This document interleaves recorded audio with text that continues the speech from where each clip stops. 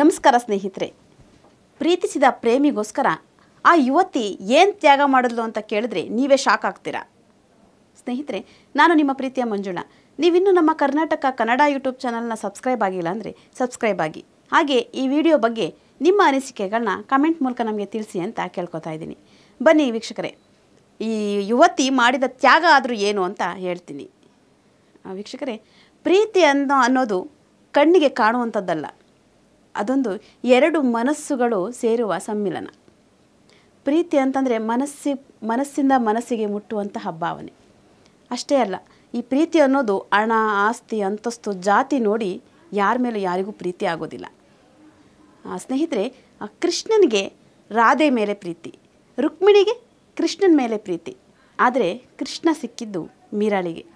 ಪ್ರೀತಿ ಹೆಂಗೆಲ್ಲ ಇರುತ್ತೆ ಅಂತ ನೋಡಿ.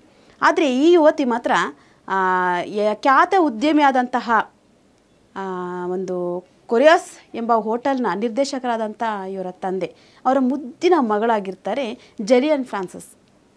ಇವರು ಆಕ್ಸ್ಫರ್ಡನ್ ಅನ್ನೋ ವಿಶ್ವವಿದ್ಯಾನಿಲಯದಲ್ಲಿ ವಿದ್ಯಾಭ್ಯಾಸವನ್ನು ಮಾಡ್ತಾ ಇರ್ತಾರೆ. ಅದೇ ಸಮಯದಲ್ಲಿ ಜೆಡಿಯಾ ಫ್ರಾನ್ಸಿಸ್ ಅನ್ನೋರನ್ನ ಸ್ನೇಹ ಆಗುತ್ತೆ, ಪರಿಚಯ ಆಗುತ್ತೆ. ಆ ಪರಿಚಯ ಪ್ರೀತಿ ಆಗುತ್ತೆ. ಪ್ರೀತಿಯಾದ ನಂತರ ಆ ಪ್ರೀತಿಯನ್ನು ತನ್ನ ಮನೆಯವರೊಟ್ಟಿಗೆ ಇವರು ಹೇಳೋಕ್ಕೆ ಹೋಗ್ತಾರೆ. ಅವ್ರ ಅಪ್ಪ ಅಮ್ಮನ ಹತ್ರ ಹೋಗಿ ಹೇಳ್ತಾರೆ, ನಾನೊಂದು ಹುಡುಗನ ಮನಸಾರೆ ಇಷ್ಟಪಡ್ತಾ ಇದ್ದೀನಿ, ದಯವಿಟ್ಟು ಅವನ ಜೊತೆ ನನ್ನ ಮದುವೆ ಮಾಡಿಕೊಡಿ ಅಂತ ಅವ್ರ ಅಪ್ಪ ಅಮ್ಮನ ಬಳಿ ಕೇಳ್ತಾರೆ.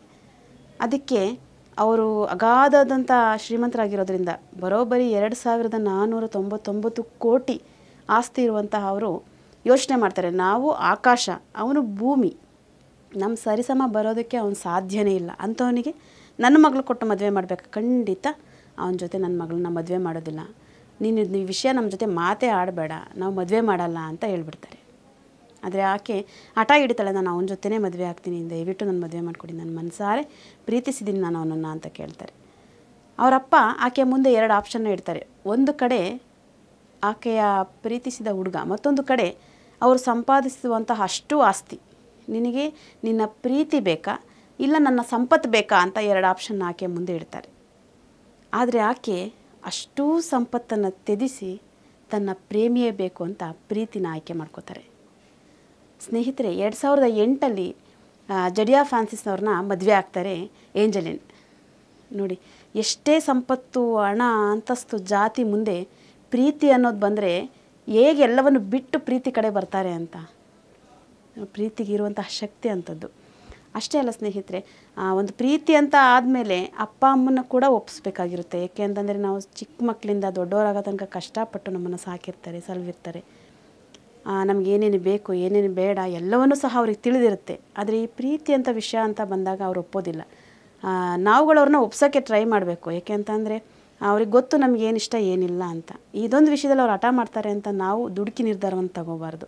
ಏಕೆಂದರೆ ಎಷ್ಟೋ ಸಂಸಾರ ಅಪ್ಪ ಅಮ್ಮನ ವಿರುದ್ಧವಾಗಿ ಮದುವೆ ಆಗಿ ಚೆನ್ನಾಗಿರೋ ಕುಟುಂಬಗಳು ಇದ್ದಾವೆ.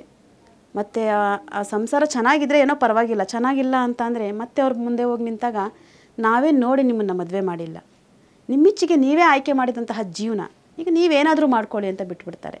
ಆಗ ಈ ಕಡೆ ಬದುಕೋಕ್ಕೂ ಆಗದೆ, ಸಾಯೋಕ್ಕೂ ಆಗದೆ, ಯಾವ ಕಡೆ ಯೋಚನೆ ಹೆಂಗೆ, ಜೀವನ ಹೆಂಗೆ ಅನ್ನೋ ಕೆಟ್ಟ ನಿರ್ಧಾರಕ್ಕೆ ಹೋಗ್ಬಿಡ್ತಾರೆ. ಹಾಗೆಲ್ಲ ಮಾಡಬಾರ್ದು. ತಂದೆ ತಾಯಿನ ಒಪ್ಪಿಸಿ ನಮ್ಮ ಪ್ರೀತಿಸಿದವ್ರನ್ನ ಎಲ್ಲವನ್ನು ಅರ್ಥ ಮಾಡಿಸ್ಬೇಕು ಅವರಿಗೆ. ನಮ್ಮ ಪ್ರೀತಿ ಹೆಂಗೆ ನೀವು ಇಲ್ಲದೆ ನಾವು ಇಲ್ಲ, ನೀವು ಒಪ್ಕೊಳ್ಳಿ ನಮ್ಮ ಪ್ರೀತಿಗೆ ಅಂತ ಅವರಿಗೆ ಅರ್ಥ ಮಾಡಿಸಿ ಅವರು ಒಪ್ಪೋ ಥರ ಮಾಡಬೇಕು. ಏಕೆಂದರೆ ಅವ್ರು ಒಪ್ಕೋತಾರೆ, ತಂದೆ ತಾಯಿ ಮಕ್ಕಳ ಆಸೆಗೆ ಯಾವತ್ತೂ ಬೇಡ ಅಂತ ಅನ್ನೋದಿಲ್ಲ. ನಾವಾಗಿ ಅವ್ರ ಮನಸ್ಸನ್ನು ಅರ್ಥ ಮಾಡಿಸಿದ್ರೆ ಖಂಡಿತವಾಗ್ಲೂ ಅವ್ರು ಒಪ್ತಾರೆ. ಈ ಪ್ರೀತಿ ಅಂದರೆ ಅಪ್ಪ ಅಮ್ಮ ಪ್ರೀತಿಸಿದವರು ಎಲ್ಲರೂ ಬರ್ತಾರೆ, ನೋಡಿದ್ರ ಸ್ನೇಹಿತರೆ. ಆದರೂ ಈಕೆ ಅಂತೂ ಮೆಚ್ಚಲೇಬೇಕು. ಯಾಕೆಂದರೆ ಅಷ್ಟು ಕೋಟಿಗಟ್ಟಲೆ ಇರುವಂತಹ 2499 ಕೋಟಿ ಇರುವಂತಹ ಆಸ್ತಿಯನ್ನು ಬಿಟ್ಟು ಆಕೆ ತನ್ನ ಪ್ರೇಮಿನೇ ಬೇಕು ಅಂತ ಆಯ್ಕೆ ಮಾಡ್ಕೊಂಡು ಬರ್ತಾಳೆ. ನಿಜಕ್ಕೂ ಈಕೆ ತ್ಯಾಗನ ಎಲ್ಲರೂ ಮೆಚ್ಚಲೇಬೇಕು. ಯಾರೂ ಈಗಿನ ಕಾಲದಲ್ಲಿ ಆಸ್ತಿ ಬಿಟ್ಟು ಬರೋದಿಲ್ಲ ಆಕೆ. ಆದರೆ ಈಕೆ ಅಷ್ಟು ಆಸ್ತಿನ ಬಿಟ್ಟು ನನ್ನ ಪ್ರೀತಿನೇ ಮುಖ್ಯ ಅಂತ ಬಂದಿದ್ದಾಳೆ. ಸ್ನೇಹಿತರೆ, ಈಕೆ ಬಗ್ಗೆ ಮತ್ತು ಈ ವಿಡಿಯೋ ಬಗ್ಗೆ ನಿಮ್ಮ ಅನಿಸಿಕೆಗಳೇನು ಅನ್ನೋದನ್ನು ಕಮೆಂಟ್ ಮೂಲಕ ನಮಗೆ ತಿಳಿಸಿ. ನಾನು ನಿಮ್ಮ ಪ್ರೀತಿಯ ಮಂಜುಳಾ. ನೀವಿನ್ನೂ ನಮ್ಮ ಕರ್ನಾಟಕ ಕನ್ನಡ ಯೂಟ್ಯೂಬ್ ಚಾನಲ್ನ ಸಬ್ಸ್ಕ್ರೈಬ್ ಆಗಿಲ್ಲ ಅಂದರೆ ಸಬ್ಸ್ಕ್ರೈಬ್ ಆಗಿ. ಹಾಗೆ ಈ ವಿಡಿಯೋ ಬಗ್ಗೆ ನಿಮ್ಮ ಅನಿಸಿಕೆಗಳನ್ನ ಕಮೆಂಟ್ ಮೂಲಕ ನಮಗೆ ತಿಳಿಸಿ ಅಂತ ಬರ್ತೀನಿ. ಮತ್ತಷ್ಟು ವಿಡಿಯೋಗಳನ್ನ ನಿಮ್ಮ ಕಣ್ಮುಂದೆ ತರ್ತೀನಿ. ಅಲ್ಲಿವರೆಗೂ ಬಾಯ್ ಬಾಯ್.